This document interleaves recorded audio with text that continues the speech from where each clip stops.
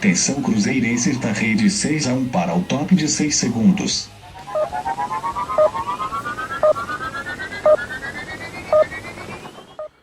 Salve nação, tudo bem? Sou Emerson Araújo, estou de volta aqui no canal 6-1 para falar hoje um pouquinho de tática. Não sei se vocês gostam, mas é uma parte do jogo que me interessa muito. Já de início vamos analisar aqui o elenco do Cruzeiro nesse exato momento, né? Todas as peças aí que o treinador Mano Menezes tem à disposição.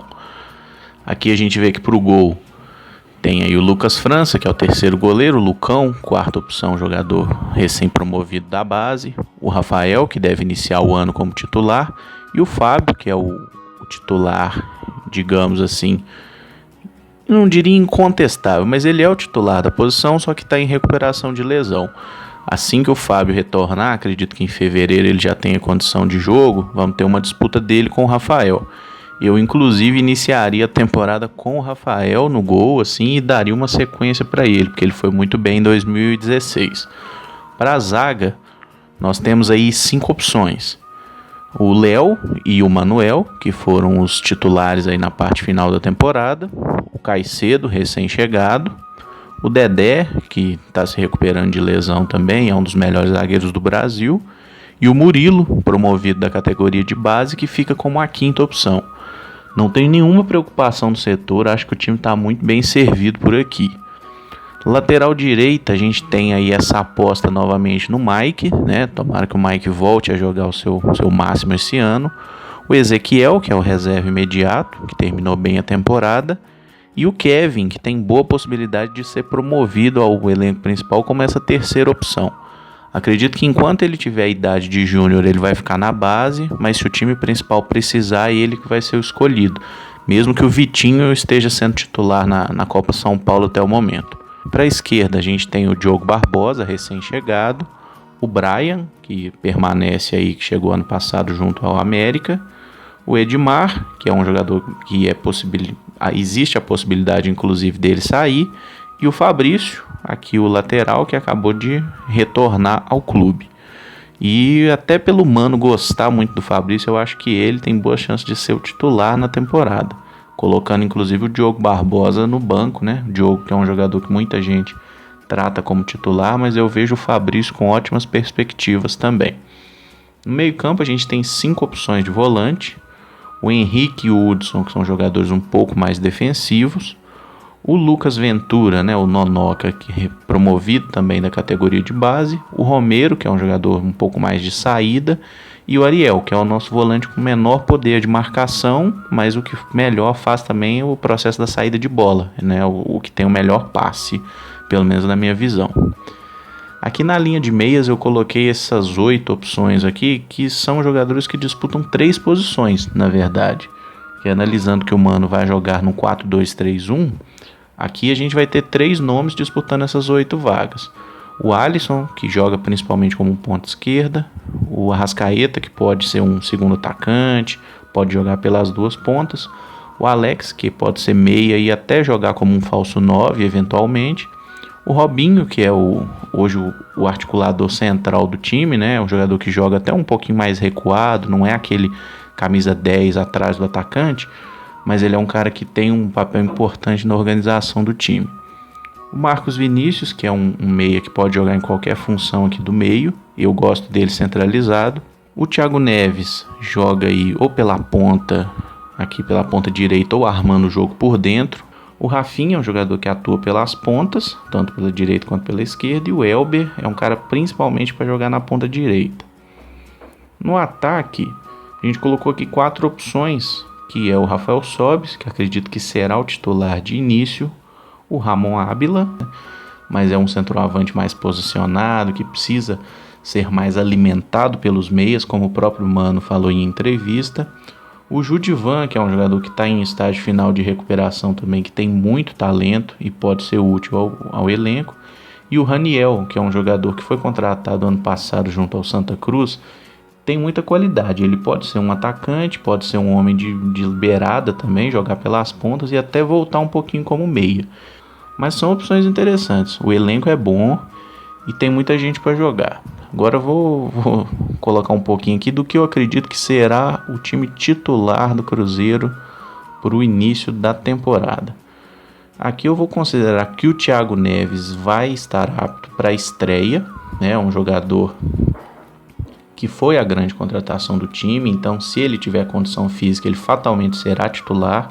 O Mano Menezes não vai barrá-lo, até porque barrá-lo é comprar briga com a diretoria inteira, né? Que teve toda essa celeuma para conseguir concluir a transferência, mas deu tudo certo. Bom, vou ressaltar que esse não é o time que eu colocaria em campo. É o time que acredito que o Mano Menezes iniciará a temporada no dia 29. Aqui a gente tem o goleiro Rafael, mantendo do ano passado.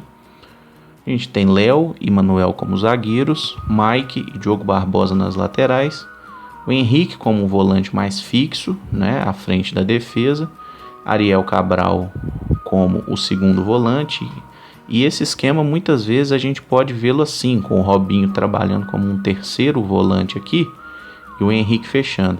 Especialmente no momento defensivo, quando o Cruzeiro estiver sendo atacado, acho que vai ser muito mais fácil a gente ver o Cruzeiro nessa formação, né, com o Sobs recuando aqui, os laterais mais posicionados na defesa, com o Henrique fazendo esse balanço defensivo e uma linha de 4 aqui, e nessa linha o Thiago Neves e o Arrascaeta vão ter que contribuir também na marcação. Mas o time, inicialmente, assim, eu vejo como o Arrascaeta jogando mais pela esquerda, essa possibilidade de transitar, de driblar, inverter posição também com o Robinho e com o Thiago Neves. Então, assim, não é um esquema que vai ser talhado para jogar de apenas uma forma. Esses jogadores podem mudar de posição. Até o Rafael Sobis pode vir jogar na linha de meias, o Arrascaeta infiltrar. Entende?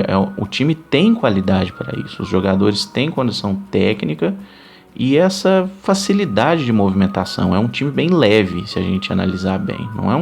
Não ter o Ábila traz essa vantagem. O time fica muito leve e não tem aquela condição física mais avantajada do nosso camisa 9, né, que é um jogador pesado, não contribui tanto no momento defensivo. Mas, obviamente, ele é o melhor finalizador que a gente tem. E o cara, inclusive, foi o cara que mais fez gol na América no ano passado. Então a gente não pode desprezar o Ábila também, que é um jogador que vai ser muito importante na temporada, mas tem que saber usá-lo. Montei aqui o time reserva do Cruzeiro, mantendo essa mesma estratégia tática que o Mano parece adotar aí no início da temporada. Temos aqui o Fábio, né, que pode até virar titular com o decorrer da temporada, mesmo caso do Dedé, do Caicedo. Esses jogadores aqui têm muita qualidade para ser titulares. É por isso que eu reforço que o plantel do Cruzeiro é bom. O elenco tem muita coisa para melhorar em comparação ao que fez na temporada passada. Aqui você pode observar que o time está jogando com 12, né? É porque eu tenho essa dúvida aqui entre Rafinha e Elber. Eu, inclusive, gosto mais do Elber como aquele jogador de segundo tempo.